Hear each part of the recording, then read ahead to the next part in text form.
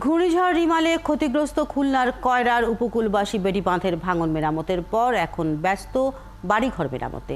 তবে বেশিরভাগের ভাগ্যে জোটেনি সরকারি বেসরকারি সহায়তা। অভিযোগ উঠেছে শুধু চেয়ারম্যান মেম্বারদের পরিচিত এবং স্বজনরা জরুরি সব ত্রাণ সহায়তা পেয়েছেন। বিস্তারিত রকিবউদ্দিন পান্নুর প্রতিবেদনে। এখন জন্ম সনদ দিয়ে খোলো বিকাশ স্টুডেন্ট অ্যাকাউন্ট। নিজের বিকাশ নিজে কর। খুলনার কয়রা সদর উপজেলার ৪ নম্বর কয়রা এলাকার বাসিন্দা মনিরুল ইসলাম লিটন ঘূর্ণিঝড় রিমালে ধসে যাওয়া বসতঘরটি তিনি গেল ১৫ দিনেও মেরামত করতে পারেননি, কারণ সরকারি বা বেসরকারি কোনো সাহায্য জোটেনি তার। আমাদের ঘর বাড়ি ভেঙে গেছে, তারপরে পানিতে উঠি, এই যে ঘরের মধ্যে পানি উঠি, ঘর নষ্ট হয়ে গেছে, তারপরে বেড়াবুড়ি ভেঙে শেষ হয়ে গেছে। আমরা কোনো সরকারি কোনো ত্রাণ পাইনি, বা অনেক লোক আইসে লিখে নিয়ে গেছে, কিন্তু আমরা এই পর্যন্ত কোনো জিনিস পাইনি। ঘূর্ণিঝড় রিমালে ঘরবাড়ি ভেঙে পড়ায় মনিরুলের মতো একই রকম কষ্টে আছেন কয়রার বহু মানুষ। না, কোনো ত্রাণ পাইনি। 2-3 বার লিখে নিয়ে গেছে, কিন্তু আমরা পাইনি। ভিতরে যারা সুস্থ তারা পাইছে, আমরা পাইনি। পুরোটাই ক্ষতি হয়েছে আর কি।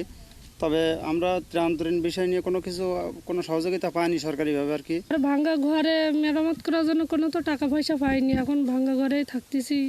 যে কোনো প্রাকৃতিক দুর্যোগে ক্ষয়ক্ষতির তালিকা তৈরি করেন ইউনিয়ন পরিষদের চেয়ারম্যান ও সদস্যরা।